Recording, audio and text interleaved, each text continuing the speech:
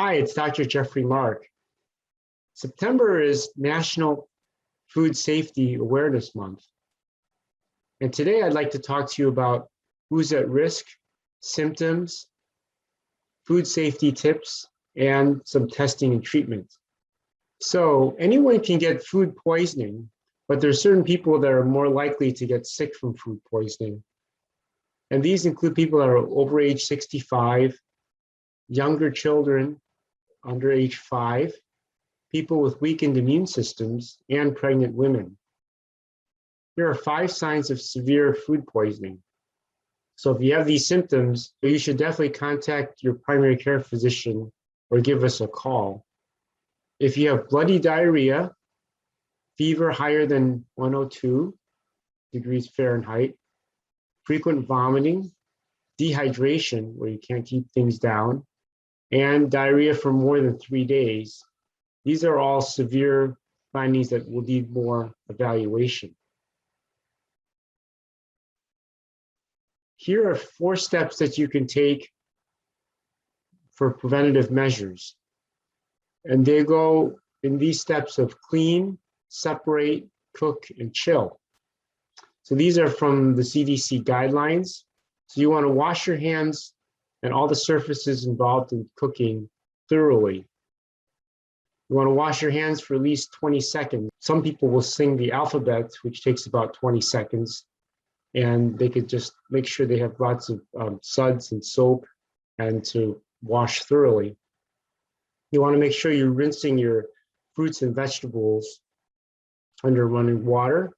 And you don't want to contaminate each of your foods either. So you want to separate them between raw meat, poultry, seafood, and eggs, because they can have salmonella and other types of bacteria present.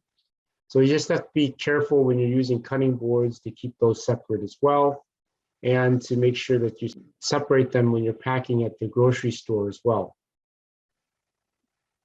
Next, you want to make sure you cook adequately. So you want to make sure that for certain meats and poultry, they reach a certain temperature. You have to use a thermometer, as you generally can't tell by just looking at the texture and color.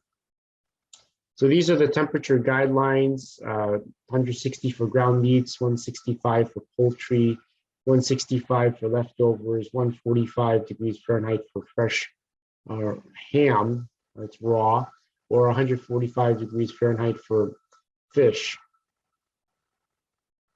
You want to make sure that the food is chilled promptly after eating. So you want to make sure that if the food is perishable, that you refrigerate within 2 hours. And if the temperature outside is 90 degrees Fahrenheit, you want to make sure you get it in the fridge within an hour. And then if you defrost, you want to try to defrost in the refrigerator rather than the countertop, because there'll be uneven heat distribution of the food as the surface of the food tends to thaw out quicker and reach a higher temperature than the core. So here are some food safety guidelines based on the 4 principles that we discussed above. So again, to keep things clean, make sure you cook at the right temperature. And you want to make sure that you pay attention to food that's been sitting in the room for more than 2 hours, and if it's over 90 degrees, for more than 1 hour. And you want to make sure that you serve at the right temperature as well. So you want to keep foods, hot foods, warmer, or cold foods colder. And the guidelines are further in the CDC website as well. So these are other safety tips as well for certain types of food like meat and poultry. You want to try to make sure you get a good internal temperature for the meat and poultry. For seafood, you want to cook it to 145 degrees as well. And then for dairy, always try to pick pasteurized milk, just because of the significant reduction in bacteria. And for eggs, try to use pasteurized eggs as well. Sprouts, you want to make sure you cook the sprouts And then vegetables, you want to wash them thoroughly. And especially if you're making salads as well, or to cook them. And then cheese, soft cheeses are usually made from pasteurized milk, which is fine. Processed cheeses and hard cheeses are also fine as well, but you want to try to avoid the unpasteurized cheeses. And then when you're grilling, because people like to grill during summertime or in the fall, you want to make sure you separate between the meat, poultry, and seafood when you're shopping and getting them from the grocery store. You want to make sure that you're keeping it chilled below 40 degrees in storage. And you want to clean again and cook to the right temperature, as we talked about already. You don't want to cross-contaminate the foods either, and you want to make sure you refrigerate any leftovers as well. So if you happen to have food poisoning and you get the severe symptoms, you should call your primary care physician or give us a call.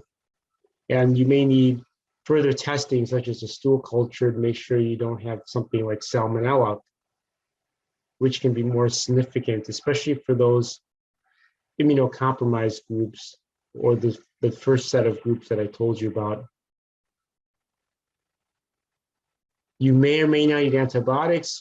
Most often, we put people on probiotics, especially for children. There's good studies that certain types of probiotics can decrease foodborne illnesses and diarrheal illnesses by at least 5 to 7 days, which is fairly significant, especially if there's risk of dehydration. So September is National Food Safety Awareness Month, but you don't have to practice food safety just for the month of September. So hopefully you'll prevent food poisoning by following the safety tips I've mentioned above.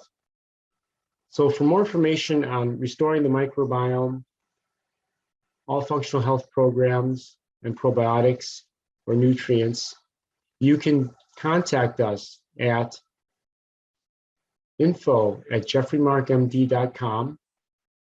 Visit our website at www.allfunctionalhealth.com or call us at area code 925-736-9828. So we've helped thousands of people on their journey of health, and we look forward to helping you as well. So take care and stay healthy.